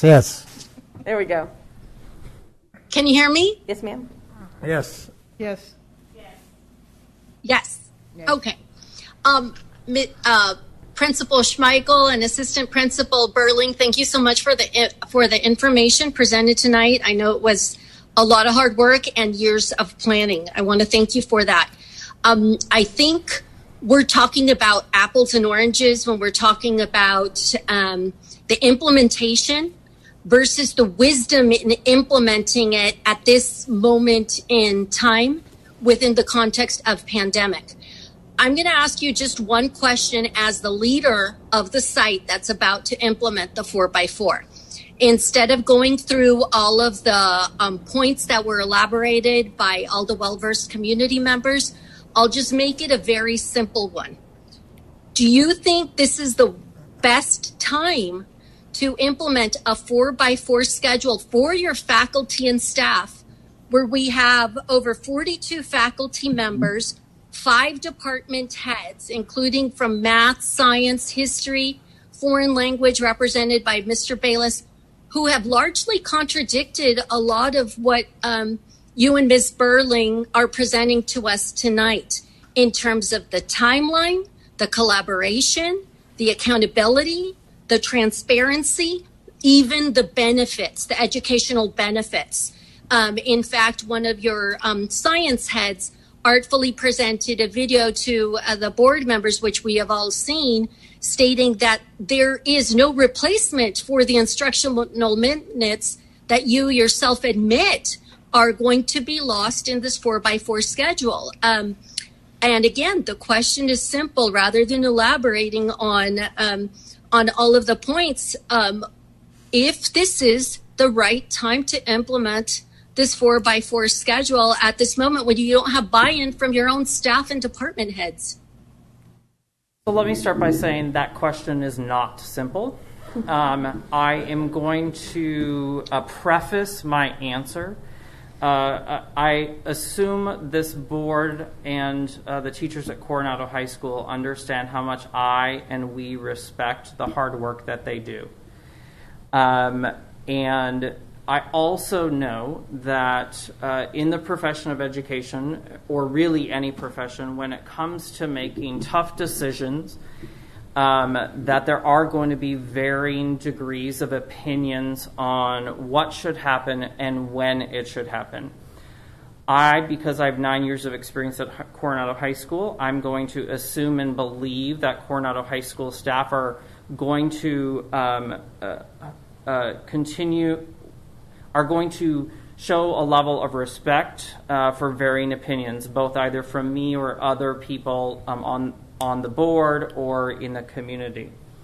The reason I preface it that way, Trustee Valdez Clayton, is because if you are to corner me like you are doing now and asking me if we should transition now, I can't imagine going backwards to an old way of living, the 6-period schedule. I can't imagine having 110 or so minute blocks because of the length of our day.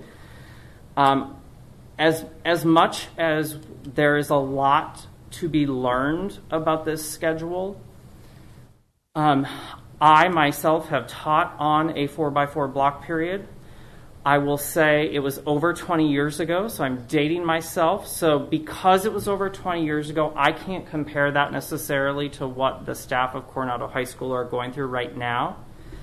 But I can tell you from my experience, my students improved. My instruction improved because of the various types of ways I could spend time with students. The relationships of my students improved because of, again, increased ways in which learning occurred in the classroom.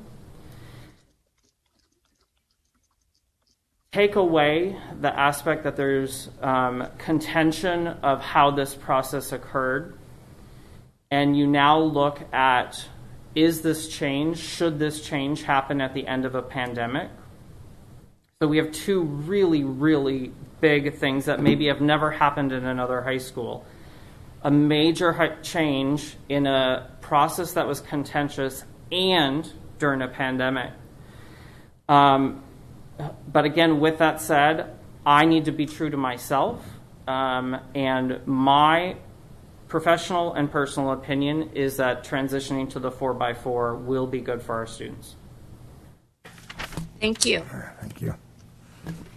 All right, just a couple more questions and then I'm going to have my piece. All right? Go ahead, Ms. Santrum.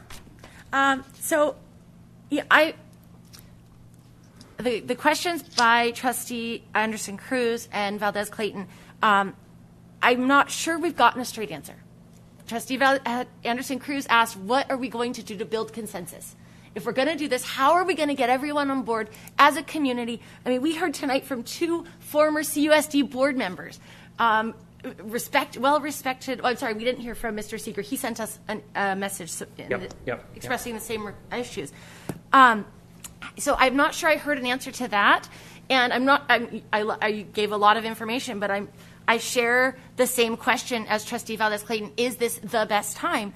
And you spoke to, in your presentation, that the rollout was, quote, not perfect, that it, quote, did not meet expectations, and that, quote, implementation is important to success.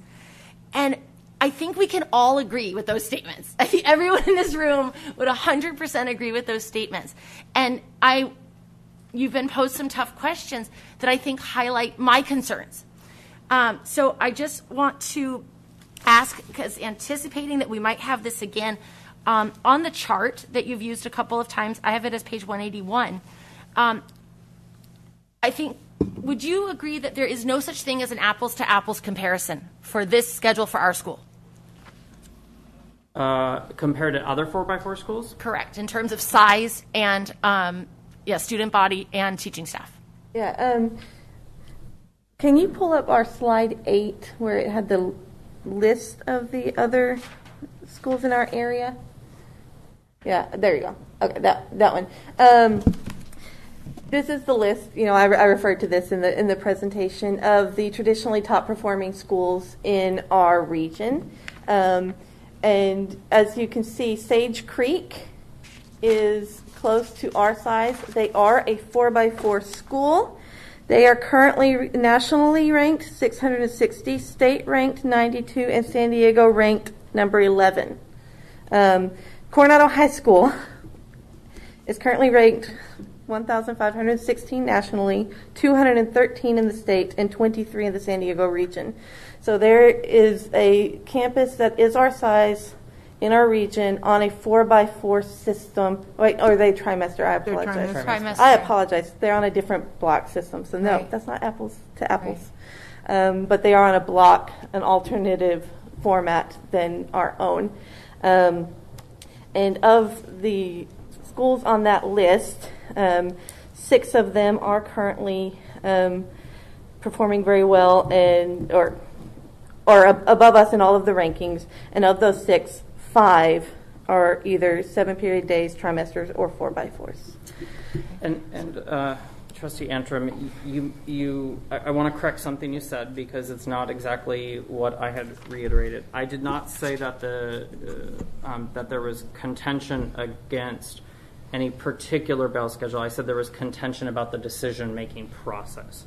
And we actually concur with the timeline given by our staff. I agree. That's Yes. exactly where my concerns Yep. lie. Yep. I mean, that's exactly where my concerns lie, is the rollout and the how do we build that consensus? But a short answer to your question, having taught in Minnesota in 3 different school districts and here, there are more similarities, there are more apples to apples than there are apples to oranges.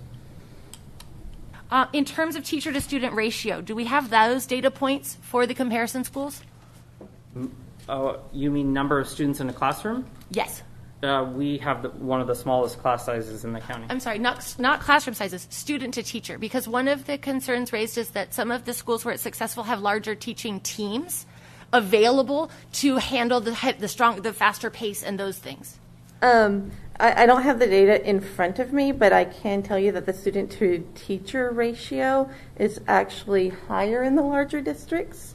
And they have, that does feed into the class sizes. Our lower class sizes are because we have a lower student to teacher ratio. Okay. But ultimately, if you're asking, can Coronado High School at the size we're at, can we master schedule a 4x4? Yes.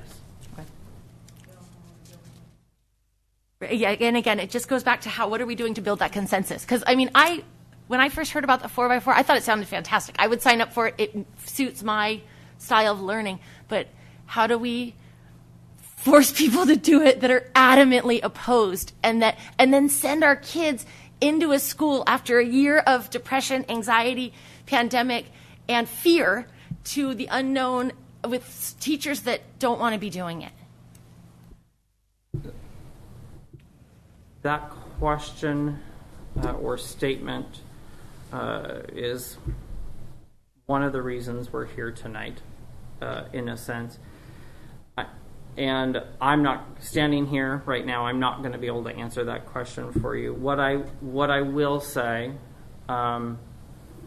is that I am intrigued, is the word I'll use, at how information about the 4x4 has gotten to the community. I'm intrigued at what I see as some misinformation. I'm intrigued at assumptions people have made about areas of weakness of the 4x4. Again, there's no perfect bell schedule. And I'm just going to speak from personal experience. Having sat here through last board meeting, not one of the yellow cards with concerns last time had met with a counselor or administrator about any of the questions or concerns. Again, some of the concerns are legitimate. I'm not dispelling that concerns are legitimate. But I am concerned and intrigued that there hasn't been a stronger focus on the strengths of the 4x4. And that's where I'm at today. Okay. And I'll answer your question for you there, Whitney. You're talking about 2 different things, all right? You're talking about their dissatisfaction with the process and how it got there. But those are professional teachers, and if we put them back in the classroom in a 4x4 schedule, I have complete confidence they're not going to take it out on the kids, which I think is what your question is. I certainly didn't mean to suggest that, but morale in any organization, I would ask you, Principal Schmeichel, is important. Of course. Okay. So I'm concerned about morale. Are there any other questions? Any other comments? Trustee Bethers, Clayton, did you have anything on that end? Okay, then I'm going to say my piece, if you don't mind, and I'm going to use the full podium. Tired of looking across these computers.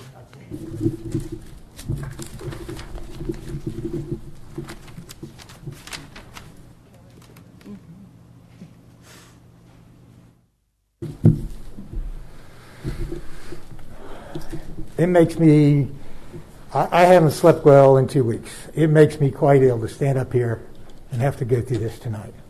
All right? For a lot of different reasons. It anguishes me to hear their discontent. All right?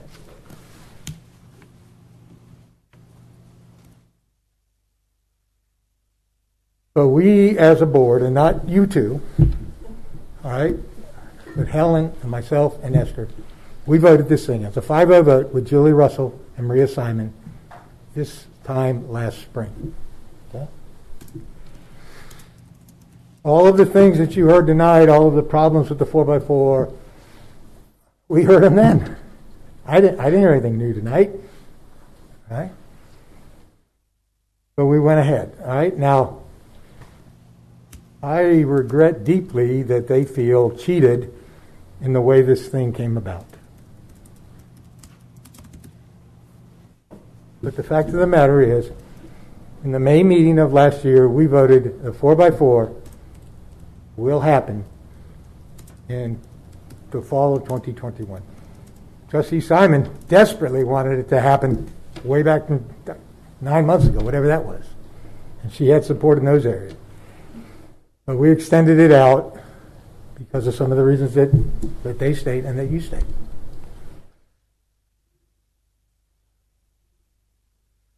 You're concerned about the kids coming back after COVID. Let's think about which kids we're really talking about. The freshmen that are coming over from the middle school, they never had another schedule. The freshmen that are here this year, they've never had another schedule other than the COVID schedule. The sophomores this year had a whopping 6 or 7 months in the old schedule and have been a year without it. Are they really indoctrinated into the old schedule? Seniors this year graduate, so they are. So who are we really going to impact? The juniors. They're going to take the brunt of this. I don't doubt it. All right? Them and the teachers, because they've got to change the way that they teach.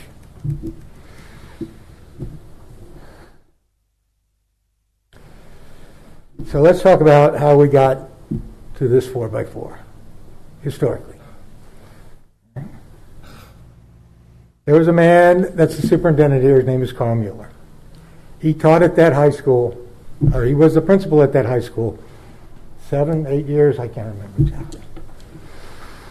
Do you honestly think that he would recommend a 4x4 schedule that he did not think these teachers could teach to, or that the students couldn't learn from? Because after he left here, he went to Canyon Crest High School, and he was the principal there for 3 years. All right? The kids at Canyon Crest, when it comes to student achievement, I hate to say it, but they eat our kids' lunch every year after year. Do they have better schools than we have? Do they have better facilities? Do they have better teachers? Are their parents more supportive than our parents? Do they have better textbooks than our kids have? Nope. But they have a 4x4. I don't know. So then Carl, after 3 years, the opportunity presented himself to come back here and apply for the position of superintendent, which we hired him to do. I was on that. I'll talk more about that in a few minutes. He came back here because Coronado is his first love. He has no other place that he would rather be, or he had no other place that he would rather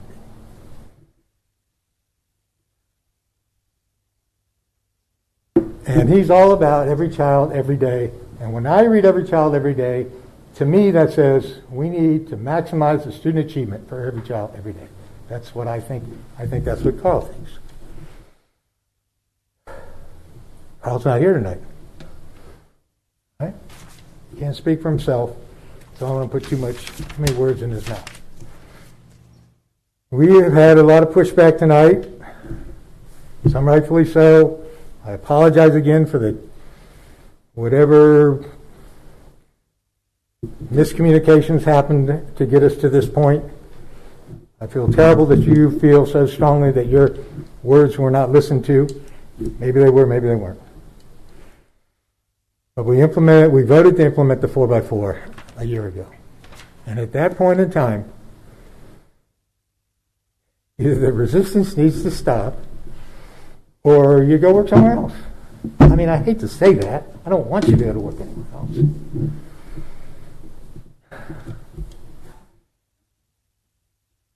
So we essentially, in my opinion, we wasted a year of getting ready for this thing. And I'm not sure we didn't influence the kids in some of those surveys that we read so much about. Can you imagine if all of the teachers would have been extolling some of the virtues that Shane pointed out within the 4x4? You think the numbers in those surveys would be a little bit different? But I mean, I don't know. I don't have a kid in the system anymore. Well, pretty soon, though.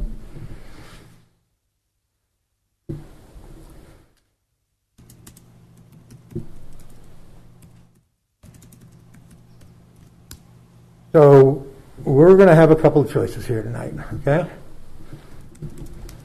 We can either cave or succumb to the desires of the teachers, either postpone or completely cancel this thing. It's a ludicrous idea to delay it, if you ask me, for the reasons I just stated. We're either going to do it now or we're not going to do it. But we can decide. Whitney, I'm sorry we couldn't push ahead an action item, but we'll get to that, I would think. We can decide that we're not going to do this. I will never vote for delaying it again. We're either going to do it or we're not going to do it. And we're going to do it now or we're not going to do it. If you do that, if you decide that we're not going to do 4x4, either next year or somewhere down the road, this is strongly what I am believing will happen. Carl came here with the desire to make this the best district in San Diego. He has the experience. He has the knowledge of our kids, the knowledge of our teachers, the experience of a 4x4. And he tells me a 4x4 is the way he wants to go. And he has sunk his heart and soul into that. If we take this away from him, we're going to be looking for a new superintendent. I have no doubt. I have no doubt. And you know who really loves our superintendent and who works here harder than anybody else? Not because he can't make more money somewhere else or wouldn't do a better job in a bigger district. This guy's sitting right here. He loves Carl. He believes in what Carl is trying to do here. Guess who else is going to leave when Carl leaves? Dr. Battle. If anybody's put her heart and soul into the 4x4, try to move the needle over at the high school, that's the woman. Would you agree with that? She's been pushing the rope for a year, if not more. Do you think she's going to stick around? As I mentioned a little while ago, I was here when we hired Carl. It is not fun hiring a superintendent. It is not cheap. We had to pay $30,000 to some company just to go get 50 names for people that come apply for the job. And it was time consuming. I can't remember exactly how many Saturdays I spent 6 hours in this room. There's more than one, I know that. And here's the real problem. Are we going to get a viable candidate for a new superintendent when anybody that's coming in here knows the guy that just left, the business director that just left, the director of learning that just left, did so because the high school teachers wouldn't play the game?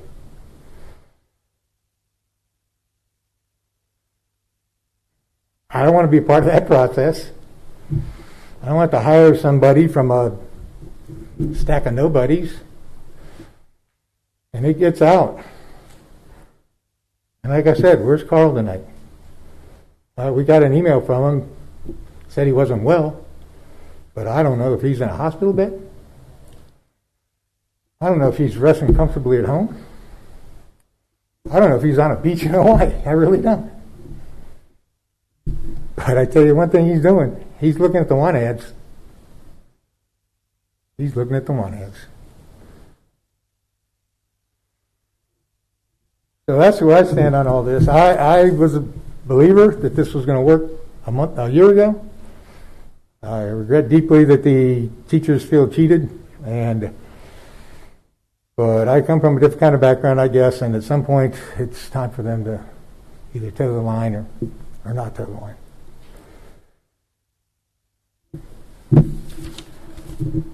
Anything else?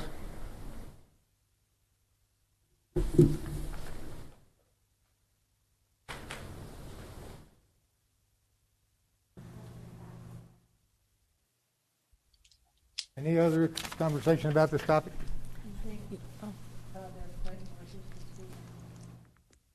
Esther? Go ahead, Esther. Yes. Thank you for your comments on this. I don't see why you made an argument about unless we implement it now, we'll never do this. I don't know that that's necessarily true. I mean, they've done the research, they've done the background study, and I think if anything, the conversation we're having proves that there's yet more research. Mr. Bayless said that some of the research was over 10 years old that was presented to them. Some of the data was very old that was presented. I think if we deliberate, and timing is everything, it's not just doing the right thing, it's doing the right thing at the right time. And that's what we're hearing from our staff, from our faculty, and from our students.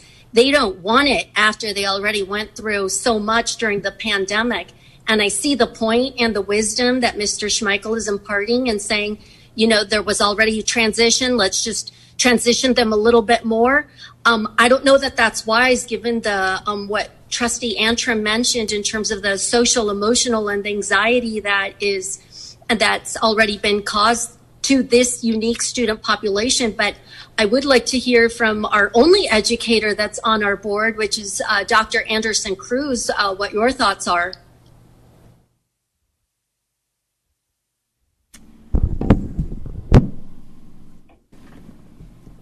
Initially, when we heard about the 4x4 program, and we also visited sites and observed it in action, it sounded like a great program. And we were cheerleaders for the program. We saw the plus side, also the drawbacks. Our military families, what happens to kids who come midterm? What happens to our special ed children? What happens to our athletes? What happens to AP students who take the class in the fall? These are all discussion points. And as Trustee Valdez-Clayton pointed out, I don't think that necessarily that it's necessarily the case that if we implement this a year later that it'll go away. Clearly, in some research I have, it says mistakes to avoid, flawed decision-making process. Schools should convene a broad set of school and community stakeholders, examine the advantages and disadvantages of block versus traditional, and come to consensus on which schedule is best for the school context. Because I don't think, I could be wrong, and I'm sure my teacher friends will tell me if I am, I don't think the pushback is just the program, the 4x4. I think people are tired. It's been a tough year. Everybody's gone through so much, stepped up to the plate when we've asked them to do some things that were very difficult, and they're still in there slugging away for their students. So I'm of the mind that more discussion's okay. Public forums are okay. But we need to get our teachers on board. The teachers need to believe this. I need to believe that it's not going to harm children. I need to believe that it's going to be helpful for the kids who need it, and that the students who need remediation have access to it, and their needs are taken into account with the master scheduling. I was very impressed with our vice principal and the speech that Catherine made and the information. And I told Mr. Tanaka, he pasted me back in my chair when he was talking, so much energy. And I listened very closely to the words and to Mr. Bayless's words and Miss Davis. You'll always be Miss Fish to me. So I don't think it's an either or. I don't see it as binary. And so my thoughts on this are, it's an uncomfortable conversation. And if it's uncomfortable, it means we're doing the right thing. We need to talk about this. My humble opinion.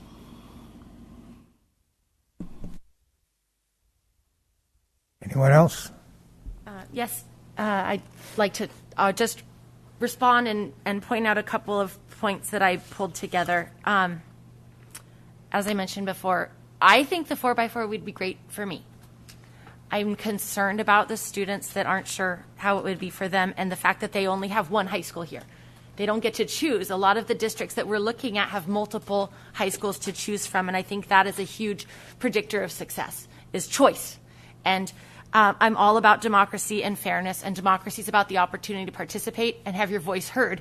And as Trustee Valdez-Clayton pointed out so well at the beginning of our meeting, an agenda item has to be very clear so everyone knows what we're talking about. So I went back and pulled the agenda items from when the board had this conversation, and I watched the videos, and the agenda items say report on alternative bell schedule options that was for March of last year.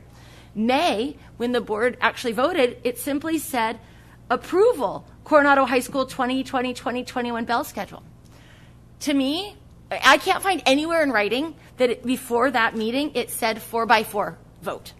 And so the teachers' concerns that they've raised about the process are confirmed by the evidence I have seen, that it wasn't particularly clear in the context, the middle of the pandemic, schools shutting down, we don't know what's happening in the world, that was happening that night.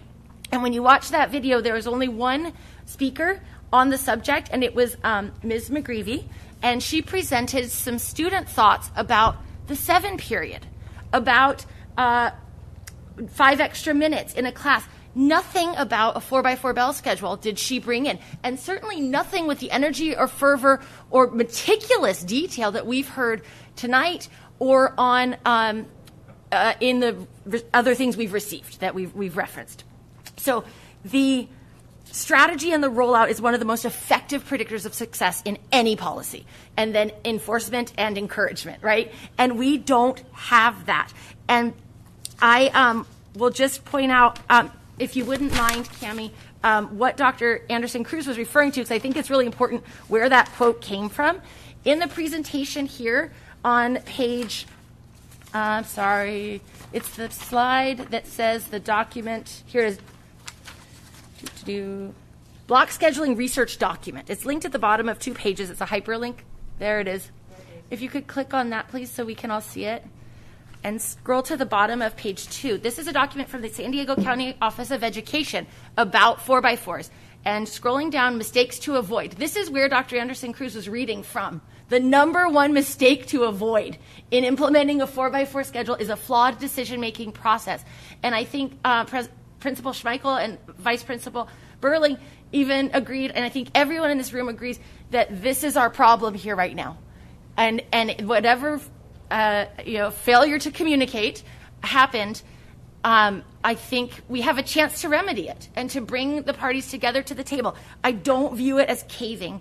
I view it as listening to our community, our families, and the people that want us sitting here and want us to help make decisions with their input for our children. And so I think the experience of Dr. Anderson-Cruz, Trustee Valdez-Clayton, and Captain Pontes, certainly, that this might end up being the best thing, and we go with it, but it has to be done right and with buy-in. That's where my mind is.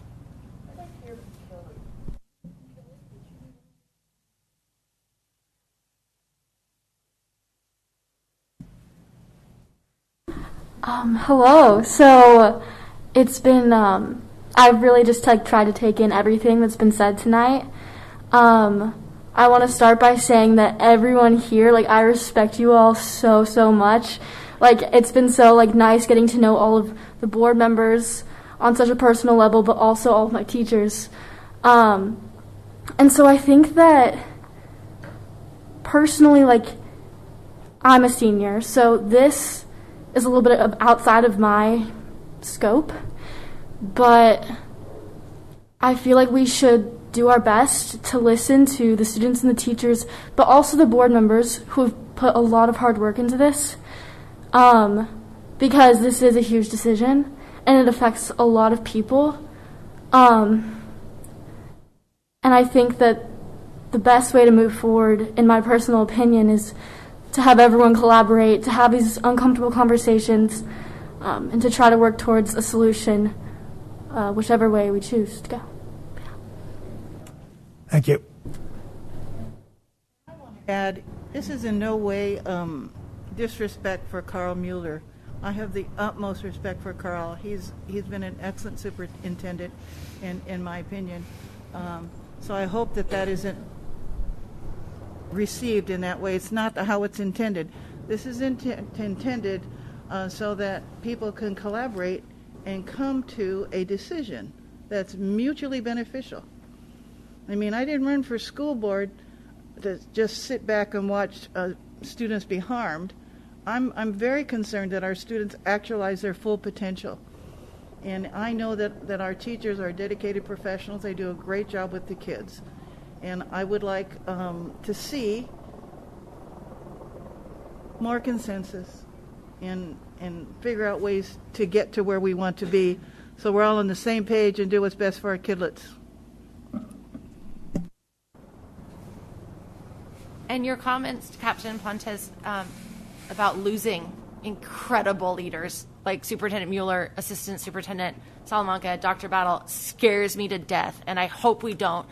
I respect them so much, but I think they know effective organizations, successful teams do best when we work together, and I think that given the opportunity to not have a worldwide pandemic hit in the middle of rolling this out, it would go a lot better potentially.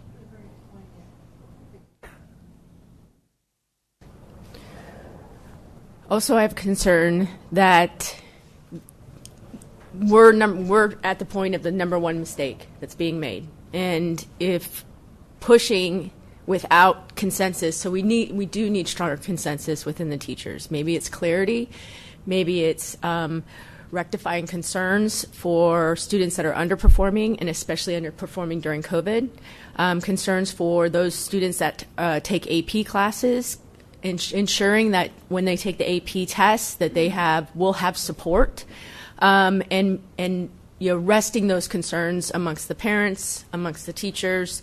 We need consensus, because we cannot be a successful school district if the teachers are frustrated with how things are being rolling out. We need, and maybe it's just clarity, but there's a lot of wickets that's been discussed, and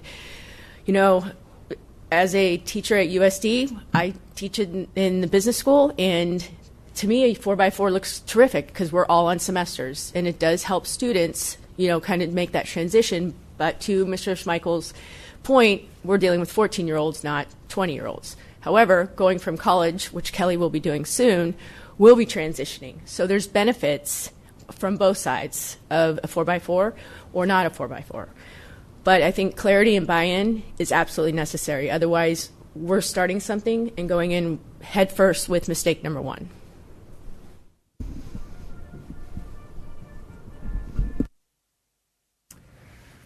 Anything else? All right, this is a report. There's no action to be taken. If somebody wants to create an item for further action, that will happen under item number 8, I guess it is. And Captain, I will add for the record, I do believe if a majority of the board so chooses, we can move for a vote with a motion. I looked it up with the parliamentary rules, and there's nothing in Robert's rules that says we can't. So I would propose, in light of the planning needed and the comments we've heard, to either take a vote of some sort now, or short set a subsequent special meeting to decide. Just because of the timeline that we cannot change this to an action item. That would be changing the agenda.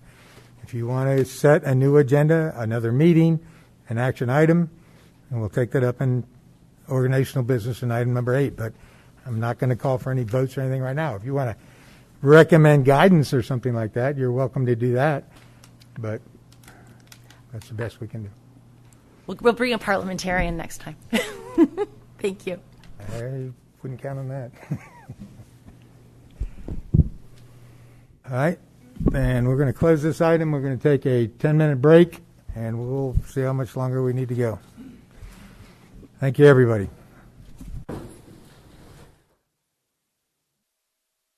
The Coronado School Board is back in session.